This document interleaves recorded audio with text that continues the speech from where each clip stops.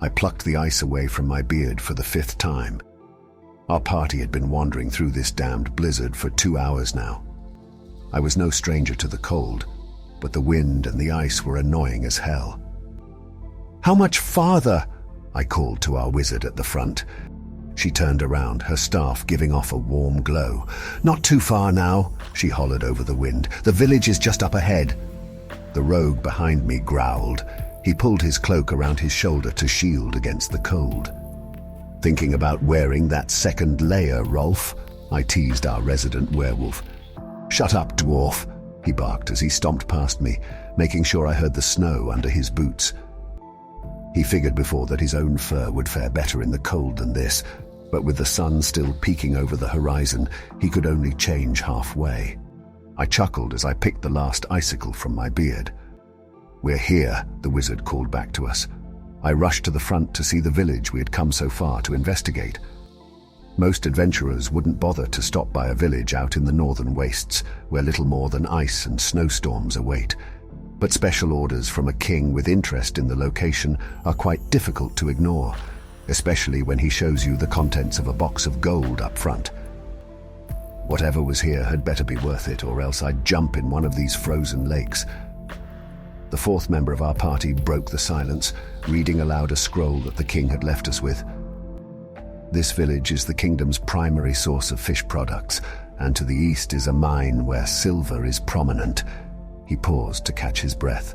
"For the past 2 months, all trade with this village has stopped, and no one has come back from here." He wrapped the scroll and tucked it away under his cloak, including the last 2 groups the king sent to investigate. We entered the village as the blizzard died down. The wind still rushed, but at least we could see farther than the wizard's staff. All of the buildings were carved from the surrounding ice cliffs, and snow had been gathering up at the sides. Toward the back end of the settlement was a massive cave where we found a population of ice sculptures. The layout of these statues and their design made little sense to me. Then again, I didn't have an eye for art. They were all humanoid figures in various poses, standing around seemingly randomly through the cave. The wizard groaned, clutching her head. "You all right?" I called out to her. "Agony," she mumbled. "I sense so much agony around us. The people are here, trapped. I also sense magic." "So," a new voice echoed through the cave, ringing like bells against the ice. "A new batch has come to join my collection." As quickly as we turned to look, Rolf threw a knife upward. It struck a massive icicle that hung from the ceiling of the cave. The ice broke off and plummeted to the ground with a loud noise that echoed through the space.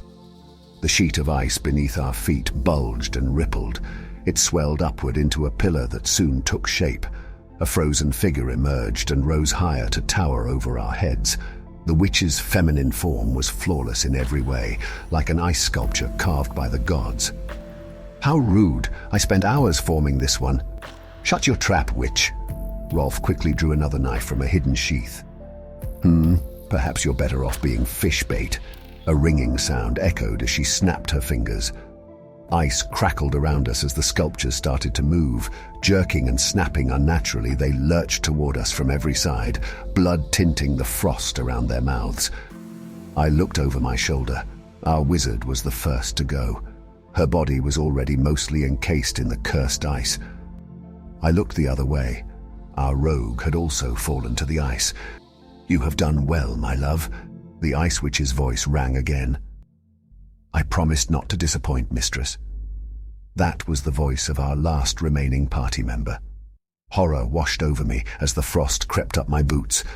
He stepped past me and into her icy embrace.